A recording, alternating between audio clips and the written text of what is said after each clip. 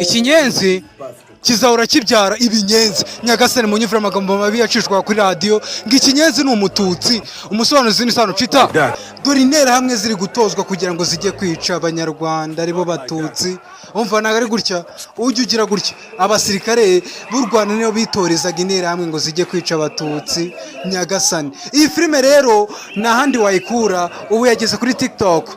Geraho wandika ngo sano cita 2026 wirebe ubwicanyi bwabereye mu Rwanda no ku mashuri biciragayo abatutsi. Reba ibyabagaho.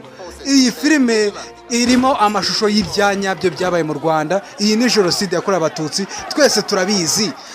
No kuri YouTube uragenda wandika Meshi videos ubundi ukande subscribe kugira ngo hari umusagize kigeraho ukibone mbere.